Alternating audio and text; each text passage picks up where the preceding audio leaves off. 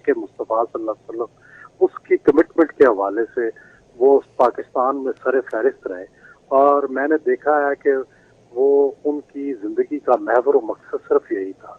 अल्लामा इकबाल के बिला मुबालगा उन्हें हजारों अशार फारसी के और उर्दू के याद थे, और इस तरह उन्हें हदीस जो थी वो कई कई सफ़े हदीस के याद थे। आलम बाअमल थे, और उन्होंने पूरी एक टीम तैयार की नौजवानों की, जो कि उनके मिशन के लिए उनके साथ थी। लेकिन अब पता नहीं उनका ये मिशन जो है कौन जारी रखेगा, क्योंकि जाहिर है उनकी पार्टी की तंजीम ढीली ढाली थी, उसमें मरकजी किरदार वही थे, और उनके बाद शायद ही ये तंजीम जो है वो सरवाइव कर सके। हाँ, उनके साहबजादे हो सकता है ये चला सके।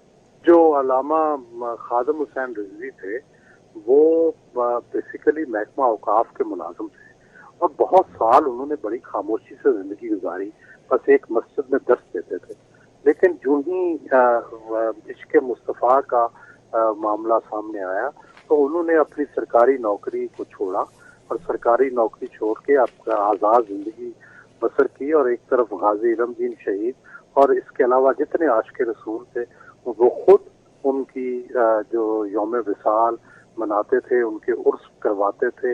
मुख्तलिफ जगह पे उन्होंने जाके अपनी तंजीम को जो है ऑर्गेनाइज किया, और ये जो फलसफा था इश्क मुस्तफ़ा का, इसको फरोग देने में उनका मरकजी किरदार था।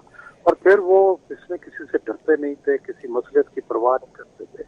हुकूमत से, फौज से, एस्टेब्लिशमेंट से, हर एक जगह, नून से, मुस्लिम लीग नून के साथ उन्होंने बिल्कुल आमने सामने मुहाज़राई की, और अल्टीमेटली अपनी काज पर वो साबित कदम रहे।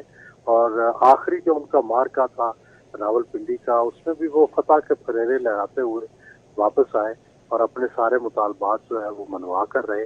मेरा ख्याल है ये उनकी आखिरी फतह थी। इसके साथ वो आराम से सोए होंगे कि उन्होंने जो अपनी कमिटमेंट थी उसको आखिरी सांस तक निभाया।